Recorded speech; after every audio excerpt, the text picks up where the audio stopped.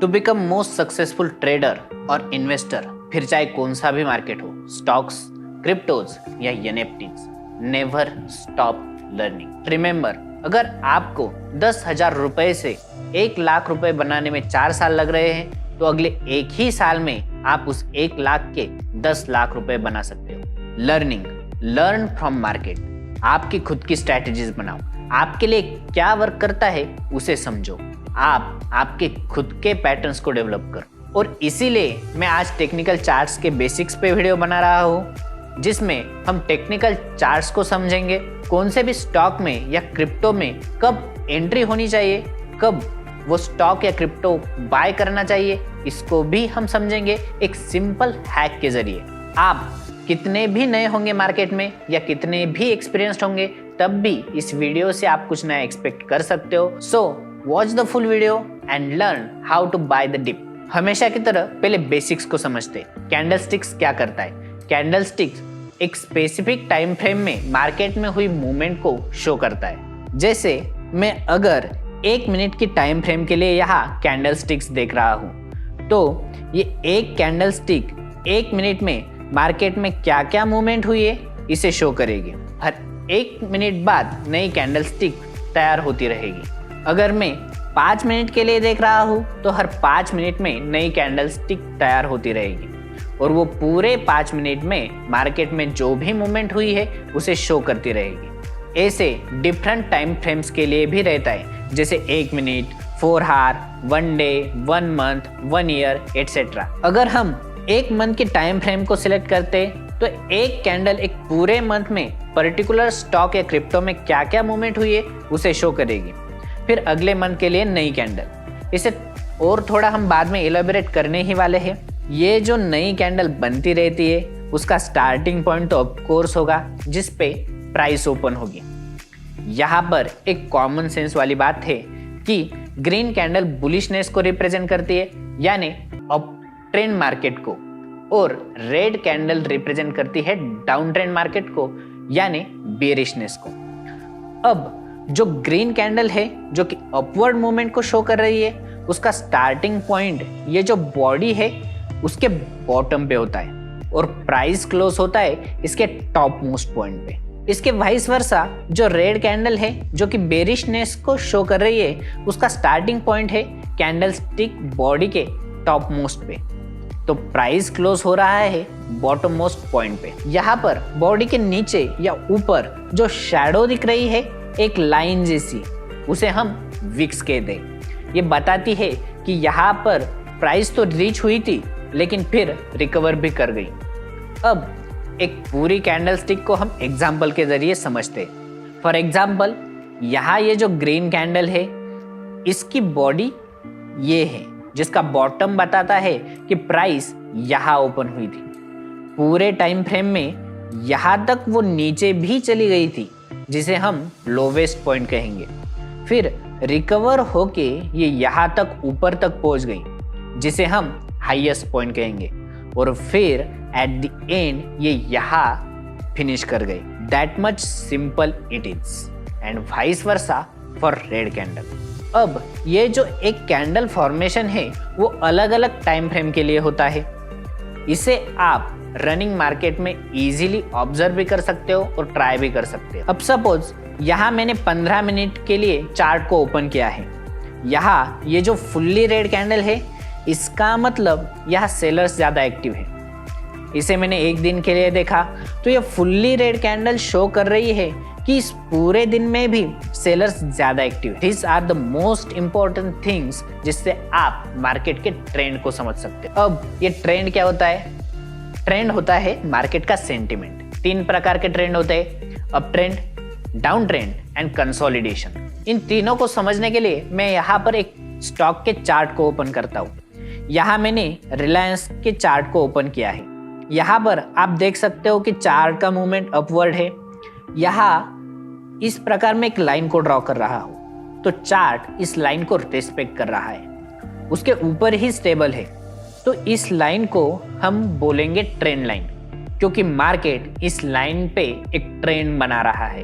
अब यहाँ पर स्टॉक ने इस ट्रेंड को ब्रेक किया है, और स्टॉक उसके नीचे आ गया। इस पॉइंट से मार्केट ने एक बाउंस भी किया है, मतलब यहाँ लोग बाय कर रहे हैं, तो हम बोल सकते हैं कि ये सपोर्ट लाइन है जहाँ पर लोग बाय कर रहे हैं और यहाँ से स्टॉक बाउंस बैक भी दे रहा है। अगर ये सपोर्ट लाइन को तोड़ देता है तो ये बायर्स है जो कि बाय कर रहे हैं वो मुश्किल में आ जाएंगे और फिर टेंशन की वजह से वो अपनी बाइंग पोजीशन को कम करेंगे और मार्केट में ज्यादा सेल ऑफ भी आ सकता है। इसके अपोजिट काम रहेगा ट्रेंड लाइन के ऊपर। यहाँ पर मार्केट जाता है लेकिन फिर रिवर्स भी हो जाता है, तो ये हो गई रेजिस्टेंस लाइन।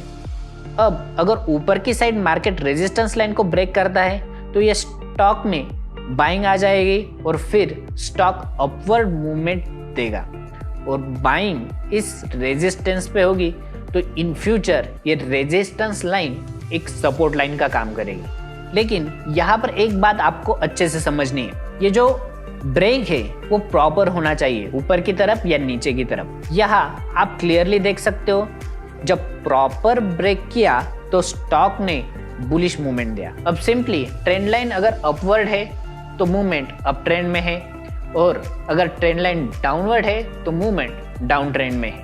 अब यहाँ पर आप देख सकते हो कि मार्केट रेजिस्टेंस और सपोर्ट लाइन के बीच एक रेंज में ही चल रहा है, तो इसे हम कहेंगे कंसोलिडेशन फेज। सपोज यहाँ मैंने फर्स्ट पॉइंट कंसिडर किया, यहाँ सेकंड टच पे मैंने सेकंड पॉइंट कंसिडर किया, तो मैं प्रिडिक्ट कर सकता हूँ कि आने वाले फ्यूचर में थर्ड टच यहाँ पर होने वाला है। इसमें एक बात आप समझ लो कि अगर आप स्मॉलर टाइम फ्रेम के लिए देख रहे हो तो उसका इफेक्ट भी स्मॉलर टाइम फ्रेम के लिए रहेगा। 5 मिनट के चार्ट के ऊपर अगर ट्रेंड लाइन ब्रेक हो रही है तो उसका इफेक्ट 15-20 मिनट या फिर 2 आवर्स या फिर 4 आवर्स के लिए ज़्यादा से ज़्यादा रहेगा। लेकिन अगर वो 1 डे के चार्ट पे ब्रेक हो रही है तो उसका इफेक्ट शायद 1 वीक के लिए भी दिख सकता है। इन चार्ट्स में बहुत सारे पैटर्न्स भी होते हैं जो कि मार्केट के सेंटिमेंट को शो करते हैं। लेकिन जैसे हमने पहले भी कहा था कि ये चार्ट पे पैटर्न सबके लिए सेम होते हैं, लेकिन फिर भी किसी को प्रॉफिट होता है तो किसी को लॉस होता है, क्योंकि सबका रीड करने का तरीका अलग होता है। इसीलिए आप खुद के पैटर्न डेवलप करो, खुद से मार्केट को सीखो, लेकिन बेसिक्स को चेंज नहीं करना है, अपने फीलिंग्स को यहाँ पर कंट्रोल करना है। चार्ट को फॉलो करो, पेशेंस को बिल्ड करो, you will surely enjoy this things. किसी भी स्टॉक में या क्रिप्टो में ट्रेडिंग करते हुए या इन्वेस्टिंग करते हुए एंट्री पॉइंट क्या होना चाहिए, ये सबसे इंपॉर्टेंट बात है, क्योंकि मार्केट है या पर्टिकुलर स्टॉक या क्रिप्टो कितना नीचे जा सकता है, बाउंस बैक कहाँ से कर सकता है, ये टोटली अनप्रेडिक्टेबल थिंग्स है। लेकिन यहाँ आप एक सिंपल हैक अप्लाई कर सकते हो। एक बहुत ही सिंपल ट्रिक है जहाँ से आप एंट्री पॉइंट को डिसाइड कर सकते हो। सिंपली आपको जिस किसी स्टॉक में इन्वेस्ट करना है उस स्टॉक का चार्ट ओपन कर लो। यहाँ पर मैं फॉर एग्जाम्पल के लिए इथेरियम का चार्ट ओपन कर रहा हूँ। 1 डे की टाइम फ्रेम को यहाँ पे मैं सिलेक्ट कर रहा हूँ। अब यहाँ आप अच्छे से ऑब्जर्व करोगे इस चार्ट को तो आपको पता चलेगा कि जब भी इथेरियम डाउन ट्रेंड खत्म करके ये सपोर्ट लाइन पे ऐसा ट्रिपल बॉटम का पैटर्न बनाता है, ये अप मूव में कन्वर्ट हो जाता है और अपवर्ड मूव देता है। इसे आप पूरे चार्ट में यहाँ पर भी ऑब्जर्व कर सकते हो और यहाँ पर भी ऑब्जर्व कर सकते हो। मतलब इस ट्रिपल बॉटम पैटर्न को इथेरियम हमेशा ही फॉलो करता है। ऐसे बहुत सारे क्रिप्टोज का स्टॉक का एक हिडन पैटर्न होता है जिसे वो हर बार फॉलो करता है। इस पैटर्न को आपको ढूंढना है। अगर आप ढूंढ लेते हो तो कमेंट बॉक्स में कमेंट जरूर कर देना। इन फ्यूचर इथेरियम अगर ये ट्रिपल बॉटम का साइन बनाता है तो आप अच्छी अपमूव एक्सपेक्ट कर सकते हो इथेरियम से। और सपोर्ट लाइन पे यहाँ पर आपका एंट्री पॉइंट होगा जिसे आप खुद सिलेक्ट भी कर सकते हो। ये जो सपोर्ट बनते हैं ना, ये बाइंग की वजह से बनते हैं। जैसे टेस्ला ने यहाँ बिटकॉइन में बाइंग की थी तो यहाँ एक सपोर्ट बन गया।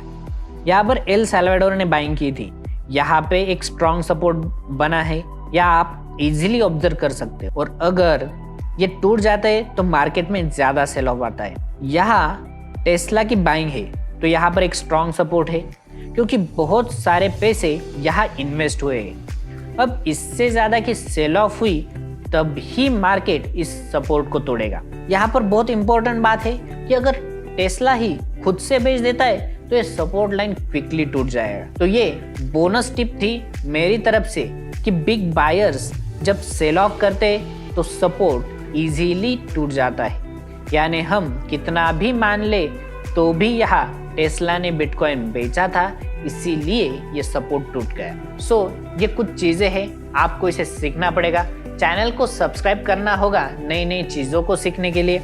नॉलेज को और भी ग्रो करने के लिए शेयर कर दीजिएगा वीडियो को, लाइक कर दीजिए and enjoy the trading guys. Thank you.